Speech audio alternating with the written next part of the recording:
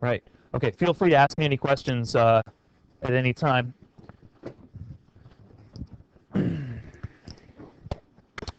Notice that all of these are listed as non-research papers, which means I do not need a works cited page. No worries about that. So yeah, that's even the best news. Not only is this the last paper of the year, but it's not a research paper. So you've written enough of these. Each one of these is graded in a very similar fashion. They simply are asking you to conduct different tasks, just as the first set was. Let's take a look at the selection explanation first. The selection explanation is very much a paper about you, not so much about the book. So in this assignment, I want you to tell me why you chose the book that you chose. Because you gravitate towards certain books, certain movies, certain music, certain television. Why would you pick that book? Some of the books you've picked, I would pick too. Probably be a pretty good fit for me and my personal tastes. Some of the books you've picked, I would never pick in a million years unless somebody forced me to read it. You must ask yourself the question, why?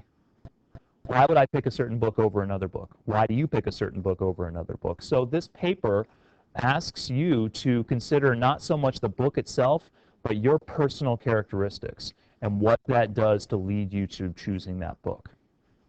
This, and I'm sorry I've been a little bit lax with the model examples, but I have written a model example for the selection explanation if you wish to take a look at it. This is the review. It's very similar to the good-bad discussion that you had with your groups. So if you wish to take some of the ideas from that good-bad discussion and expand them into this, you're welcome to. The review asks you to do just that, to write a review of the book. Did the book work for you? Did it not? Is it a good book? Bad book? Now those words good and bad are pretty vague. I need you to specify what you mean by good or bad. So we'll talk about examples, but the review is pretty simple. The book does something successfully or does something unsuccessfully, and your claim would be something about how it's entirely pleasing, entirely displeasing, or maybe a mix of the two. Third choice. The genre analysis. This may be the most sophisticated of the three. However, students often like to talk about the genre of a book. Let's ask a question. Claire, what type of book is The Hunger Games? It's like a high action. Action. Okay. So Claire might throw out the word action, and we all recognize that as what we would call a genre. It's a label for a genre. And then when I say action, you have certain expectations. Derek, give me an example of an action movie. Mission Impossible. Mission Impossible, excellent. Why is Mission Impossible an action movie? Because there's gunfights and explosions. Excellent, gunfights and explosions. So you're saying that we define action movies superficially by certain plot elements like gun battles and explosions. Does The Hunger Games feature some explosions? Yeah. Yes. How about some, there are no gun battles, but we definitely have weapon-based battles, right? Arrows, swords, and so on. So it might qualify for action. This is what I mean by a genre analysis. What are the characteristics of a genre? And then those folks reading the notebook or the lucky one might talk about romance. Perry and Kennedy might think about historical fiction. You guys over there might think about history, a history book, a chronicle, a World War II history book, mystery thriller. There are any number of genres that you could explore. And then Tamara, and Courtney's not here, you might be kind of perplexed at what exactly The Girl with the Dragon Tattoo is. Is it a mystery? Is it horror? What kind of book is that? So that's the genre analysis. Ask yourself what category your book belongs in, and then your paper is all about explaining the qualities of that category and then showing how your book adheres to that. So if Claire were to write a paragraph saying the qualities of an action movie are externalized conflict, explosions and other extreme battles, and then she would write paragraphs about how the Hunger Games fulfills those qualities, and that's the paper.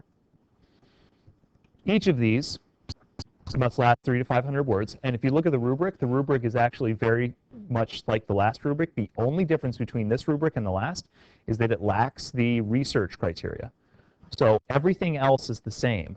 I still want a clear claim. I still want strong book support. You must follow the directions, integrate your support to the claim, and then MUGS issues.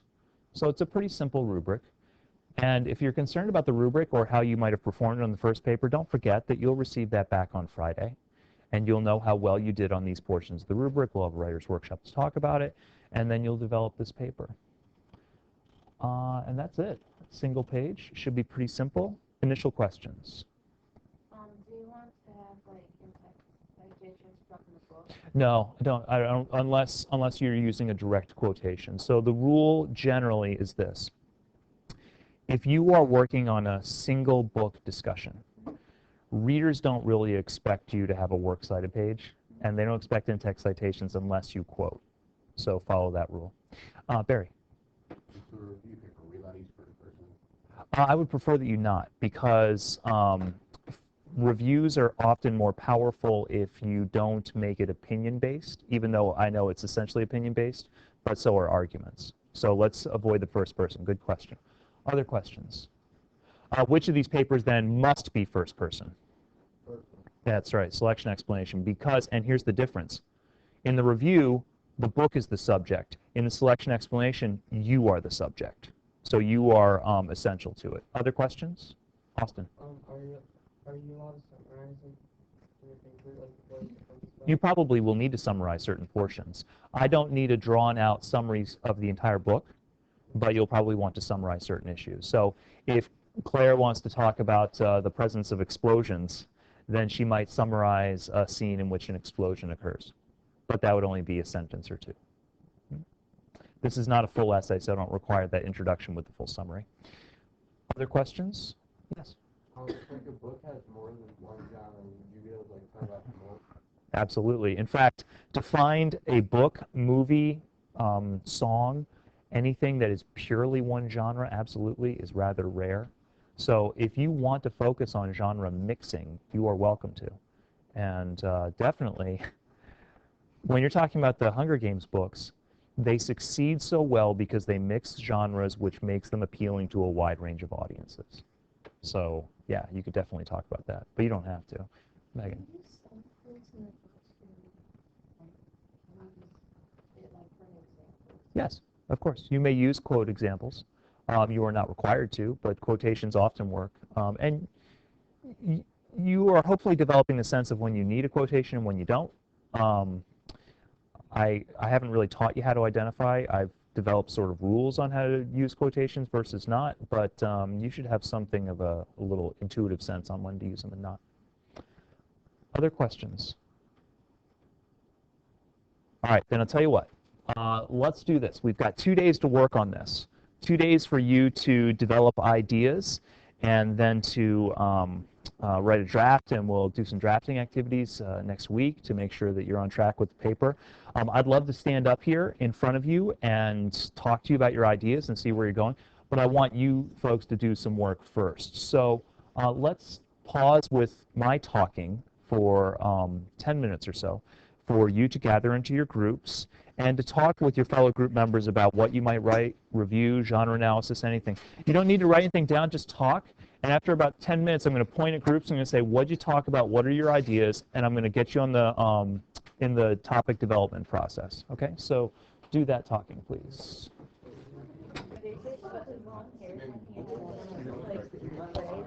Okay, you'll probably have some more class time in which to work out these ideas, possibly with your other group members if you wish. But right now, let's start. Do I have a volunteer for a paper idea you'd like to work out? Lindy. Okay, so let's start by talking genre, and you are working with the lucky one. So tell me what genre you've identified. Like rom-com.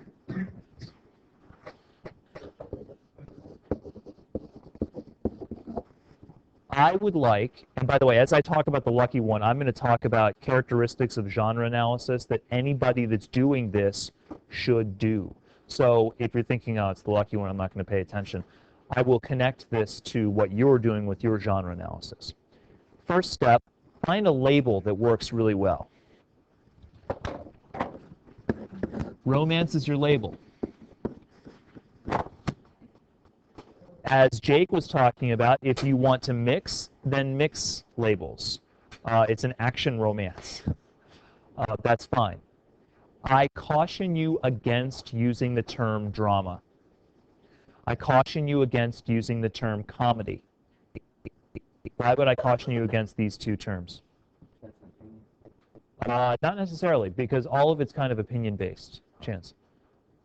What might be the problem with drama or comedy? They're not really descriptive. They're very broad. What is a drama? You will have difficulty defining that. You will not have difficulty defining romance. That'll be pretty easy. But can you name some different types of comedies? Yeah? Give me a different type. The what? Well, okay, give me some examples of comedies. White underwear. What? White underwear. Captain Underpants. Okay. So there's there's juvenile comedy. We might have juvenile comedy, and we could fit a number of different examples. It might be from Captain Underpants all the way to The Hangover. All of these might be different juvenile comedies aimed for different audiences. We might also have parody. Anybody know what parody means? What is parody, Sierra? That's right. So you're taking something that is established as serious and you're making it look ridiculous. There's a parody. Satire, which is kind of like parody, except it's a serious examination of a real-life issue like politics, but you use humor for it. In other words, comedy actually contains so many different genres within it that using just the word comedy doesn't work. Romance will work. Don't use comedy. Don't use drama. And trust me, you'll find more problems than you can deal with. So let's work with romance. All right, Lindy, start me off here. What are the qualities of romance? How do we define it? Don't talk about the lucky one yet. Talk to me about the relationships issue. What qualities of relationships do I have, and why do you bring that up?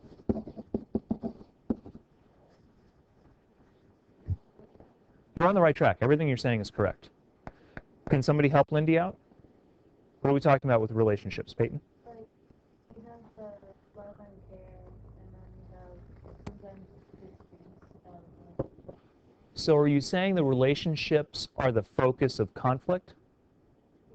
So conflicts revolve around relationships being broken and trying to mend. Would that be correct, Lindy? Do you think that's characteristic of all romances? That the conflict... Let's see. Let me make this statement.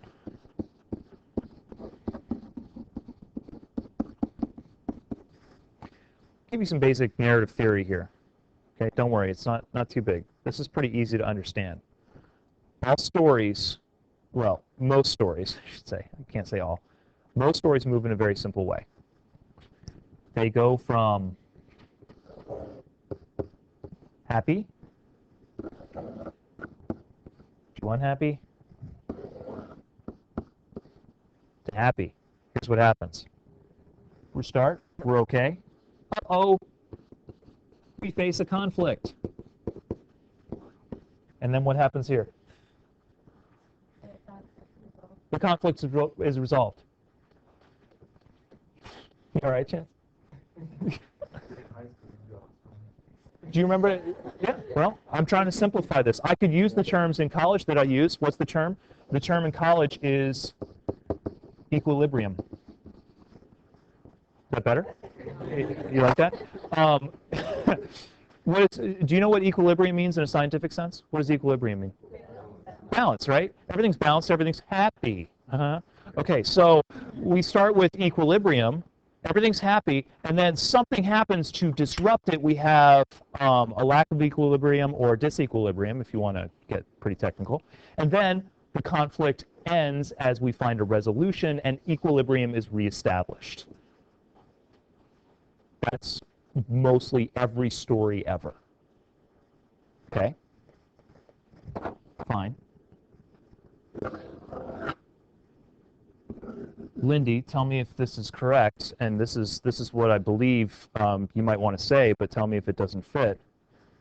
The disequilibrium happens when relationships are broken, and the story is basically about repairing them. Is that correct? There's romance. That's one major quality. It's probably central. This is what I'm looking for with genre analysis. And if you're not quite sure how to go there, then just start where Lindy's starting. Say, well, it has something to do with relationships. I know in every single romance, we focus on relationships. Yep.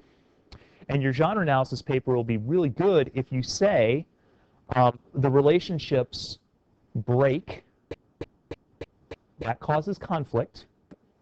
Internal conflict? External conflict? I don't know.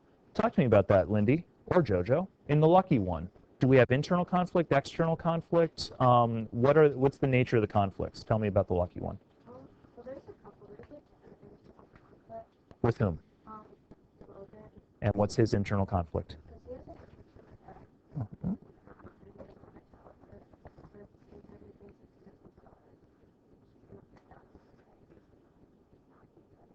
So would it be correct to say that his internal conflict focuses on his inability to form a relationship with her properly? Is he broken up over that? Go ahead, Lindy.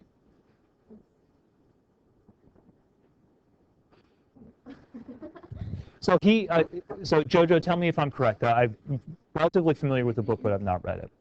And I'll tell the rest of the class about what's going on. In the lucky one, a vet from, is it Iraq or Afghanistan or Iraq? A vet from Iraq finds this picture and believes that this picture of this woman is keeping him alive. And he doesn't know who the woman is because it's the sister of somebody who died in his unit? Yeah? Okay. So he keeps this picture, and then when he rotates back into the United States, he looks for her, and he finds her. But he doesn't tell her the story of the picture and her dead brother and how he believes that the brother died because he lost the pictures and that kind of going on, the superstition. No, Kennedy? In the movie, that's not how it was. Okay. Well, explain. Well, like, I guess they were like, it was like a night raid or something, and Mm-hmm. like the two, like, I don't know, units, I guess they're called, like, Yes. ended up in the same place, and one of best brother's men was like shot or something. He was trying to like help him and wasn't paying attention, and then he died. Okay. So the death, the picture transfers over to Logan. He brings it back to the United States. And then help me again with the internal conflict. What's he fighting? like the urge to tell Preston he has the picture. Versus? Why would he not tell her? It's just kind of creepy. Kind of creepy? Yeah. Okay, so he doesn't want to be a stalker. Right? But at the same time, he wants to be honest, right? There's a strong drive to be honest with somebody. So his internal conflict focuses on how he's torn up with how to relate to this woman. Is that fair? And that's what I'm talking about here. Relationships as the focus of conflict. He is in a state of conflict, unhappiness, disequilibrium because he doesn't know how to relate to this woman. He's got two different ways of relating to her. Lying to her and not freaking her out, or being honest with her and freaking her out. He doesn't like either one, but he's got to make a choice. So that's the story. In romances, conflict generates over relationships, them being troubled, them breaking, them being repaired. Notebook, folks. Talk about how that relates to the Notebook. Because you guys would probably classify yours as a romance, right? Okay, so tell me about a relationship that is broken in the Notebook that has to be repaired. Between Noah and Allie, they break up because Noah's parents don't feel that Allie's parents don't feel that Noah's fast enough for Allie, so Allie's sends her to go to college. Allie falls in love with some dude named Lon. She doesn't like Lon. She goes back with him. Perfect. And resolution has Allie leaving Lon or Allie leaving Noah? Or Allie and Lon, but Allie and Noah both die. Sure. Actually, in the book, Noah does not die because there's a sequel in which he's alive. And I know the last page kind of says it's like the greatest miracle ever. It leaves it pretty open. I haven't seen the film, but I believe he dies in the film. Is that true? Okay. But Sparks wrote a sequel called The Wedding, in which Noah appears as an older man. Anyway, um, so see, back up to where we were. Repairing the relationship is the focus of the conflict. Conflict's broken, creates tension, and repairing it works. Catching fire? Any elements of romance? Yeah. How so? Because Katniss, like, she has to pretend to be in love with Peeta, but, like, she really has feelings for someone else. So she's involved in a love triangle, right? Somebody loves her, she loves somebody else, and she's broken up on how to relate to these two young men because she can't relate to either of them in the way that she wants to, and that's a source of conflict. So there's an element of romance in catching fire. Any other qualities of romance? Because that's just one. Lindy, Jojo, were you thinking about anything else that romance carries? No? We talked about the conflict. What else, Chance? Talking about love. What about love? What about love? Sorry, sounds like a song. All right. So we talked about relationships. We're talking about love. Chance, talk to me about what you mean. What seems to happen regarding love in all romances? Somebody falls in love. Okay. Chance is talking about a plot event that occurs.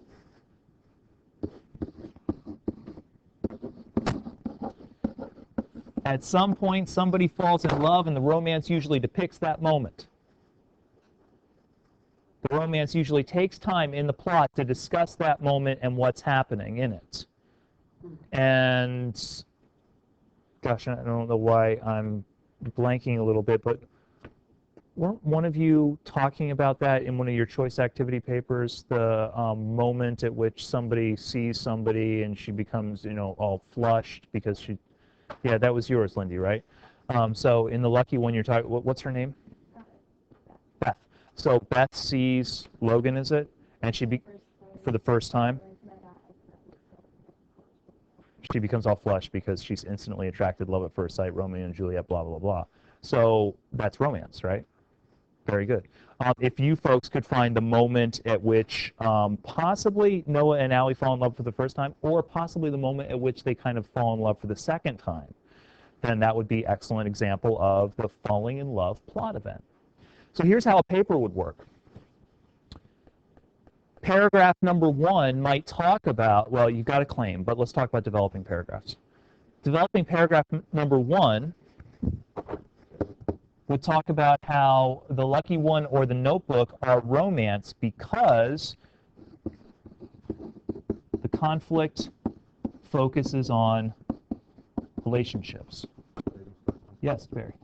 Introduction, the claim, the first sentence or the last sentence? It depends upon whether you have a developed introduction. If you have a developed introduction paragraph, that's just an introduction paragraph, it'll be the last sentence in that first paragraph. If you don't have an intro paragraph, because these are short papers, then it's the first sentence. Okay. And we can talk about that a little bit more later on when we're in drafting stage. Second paragraph would be in typical plot events. Is there anything else typical in a romance, typical plot events that happen in romance? Sex, thank you very much, yes. Falling in love happens in romance, books, movies, and television. Sex or some sort of intimate contact usually happens in books, movies, or television when we're talking about romance. Exception being young adult and other sorts of juvenile literature, which is why The Hunger Games doesn't contain any of it. But Nicholas Sparks is writing for an adult audience. Sex is present in the Notebook, in the Lucky One. Okay, so there you go.